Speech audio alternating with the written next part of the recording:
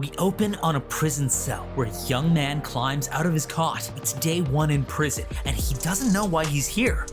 Is anyone...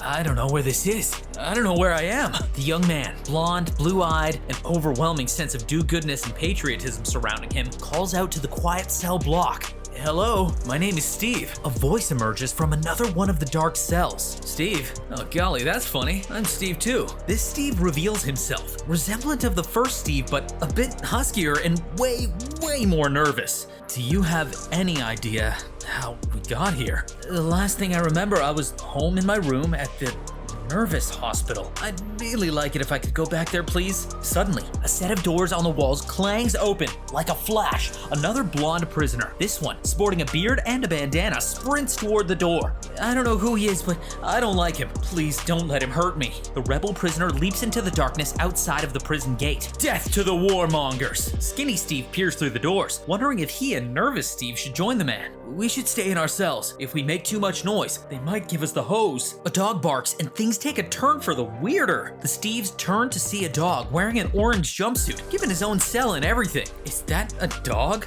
I've only seen them in pictures. Daddy let me never have a dog. Skinny Steve completely ignores the depressing comment and goes to check the collar of their new canine friend. Steve, you're not gonna believe this. The dog's name is Steve. What's going on? They hear a nasty scream come from outside the prison. Nervous Steve continues to hide in his cell as the floor begins to move. Look out, Steve. There's a conveyor belt in the floor. Indeed, the treadmill at the door drags the body of the rebel who'd stormed outside to Skinny Steve's feet. Is he? He's not dead, just stupid. It's a new voice, a silhouette in another cell, a massively muscular silhouette. The door slams shut as Skinny Steve demands answers from the muscular figure. Hi, who are you? Don't tell me. Ask him what we saw. Steve groans as he awakens. Obstacles, climbed over a few. Lights were flashing. Then somebody hit me. Never saw him coming. Felt like they were driving a Mack truck. Nervous Steve continues to hide, reminding everyone that they shouldn't leave these cells. There's nothing but danger out there. Skinny Steve isn't having it. Will someone please tell us why we're here? Stupid bunch of Steves. I don't know about y'all, but this is exactly what I deserve. Muscular Steve still refuses to budge, offering little solace to his new prison inmate. This here is hell. It's day 2 in Skinny Steve's new home of the prison of Steves. Like every other day, the door clangs open. Like every other day, Rebel Steve storms outside the gate. Death to the military-industrial complex! Skinny Steve and Puppy Steve watch, while Nervous Steve continues to hide. But just like every other day, Rebel Steve comes rolling back into the cell block. You're all cowards. No, pal, some of us are something much worse. It's day 3. Different day, same story. My name is Steve Rogers, and I am a political prisoner because I refuse to take part in your illegal war. You fascists will not break me. As Rebel Steve continues to yell at somebody, Skinny Steve pops by the Nervous Steve's cell, where he still stands hiding behind a wall. This is so weird. We're all named Steve Rogers. The dog too. He told me. Apparently, Puppy Steve thinks that none of these Steves are in the correct universe. How they got here? No one knows. What's the last thing you remember before waking up here? For Nervous Steve, just a regular run-of-the-mill day. Crying under the covers and wishing I was dead. But suddenly, someone appeared in Nervous Steve's room. I couldn't see him, but I knew they were there. And then I was here. Skinny Steve was working his job, drawing pages for the comic series Tales of Suspense, a real-life series eventually renamed Captain America. Skinny Steve heard a car pull outside of his door, which wouldn't be weird, except for one thing. I live on the 34th floor. As Skinny Steve tries to uncover this tale of suspense, Rebel Steve moans from his normal supine position as blood drizzles down his nose. Same thing hit me. Almost took my head off. Next time, I'll be ready. What's this magical object that keeps the prisoners in line? Day 4 comes. Nothing moves that fast. Nothing. Then, day 5. Bounced off the walls and still hit me. It was impossible. On day 6, Rebel Steve got a smidge closer to learning about this place, but was still left with nothing. I saw them. This time I saw them right before. There's just one man in there. One man. That's all that stands between us and, by day 7, Skinny Steve's interest is piqued. What did you see? This Rebel Steve, with a broken nose and a swollen eye, lashes out. Get off your butts if you want to know, you bunch of chickens. Get out there and see for yourselves. By day 11, Rebel Steve is a bruised and battered man. Puppy Steve yaps at him, and he psychs himself up for that daily clang. Steve says you shouldn't go. He says you're gonna die. Better die out there than in here with you gutless losers. Rebel Steve turns to the lonely cell where Muscular Steve continues to sit in darkness. You hear me in there, old man? I'm nothing like the rest of you Steves. Got that right. The daily clang clang echoes in the prison. Rebel Steve doesn't hesitate for a moment, sprinting toward the open door. Should we try to stop him? The dog yips, which nervous Steve can apparently translate. You're right, Steve. We should just stay in our... But Skinny Steve doesn't listen to the dog's warnings. He sprints toward the door, joining Rebel Steve in a quest to find some answers. This is the Steve Rogers we know. Bold, brave, fearless. But just like every other day, Rebel Steve rolls back into the cell block. This time, however, he's got a buddy. What the hell was that? Told you.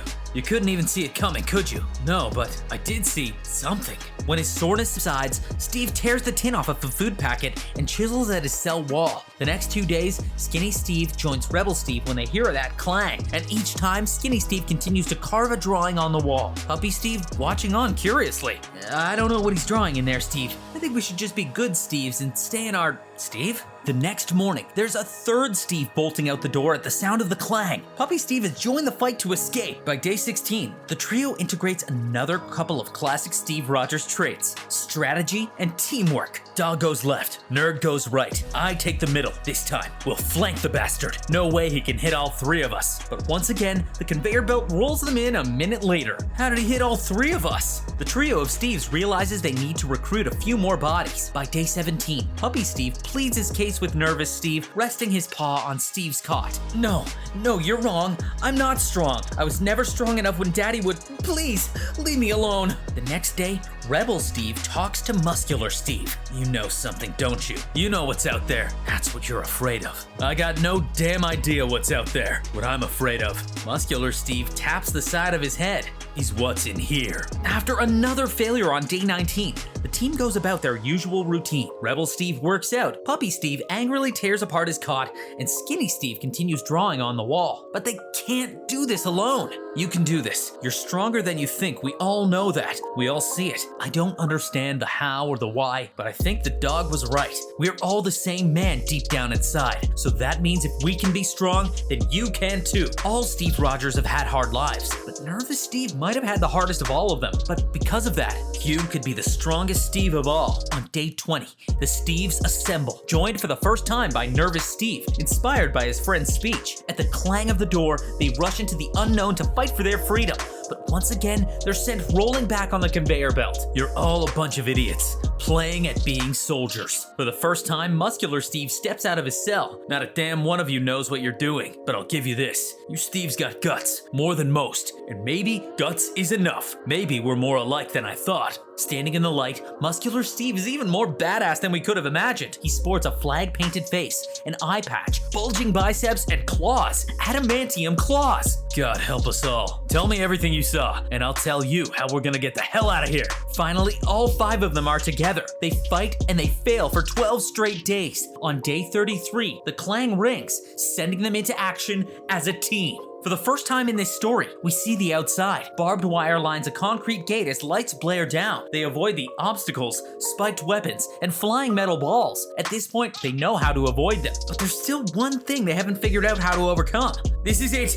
Be ready. 5 figures stand in the distance, preparing their weapon that's defeated the Steves over the course of this long month. The figures throw familiar bucklers toward the Steves. It's time to reach out and grab it. The Steves reach toward the heavens as 5 red metallic discs near their outstretched hands. The mysterious, physics-defying weapon is revealed. Vibranium shields, 5 variants of Captain America's shield, and the Steves each caught one by hand, proving themselves to truly be Captain America at heart. Congratulations, Steves. You all just passed the first stage of your boot camp. The figures are revealed. 5 variants of Captain America from across the multiverse. A group gathered to take down a bigger threat. Ape Captain America, Mini Marvel's Captain America, Cap Wolf, U-Man Captain America, and US Agent. It only gets worse from here, because there's a war to fight and we need every Steve Rogers we can get. Elsewhere, yet another group of mysterious figures watches this all unfold from a screen. Not enough. I don't know. I mean, we got Weapon America to finally pop his claws again.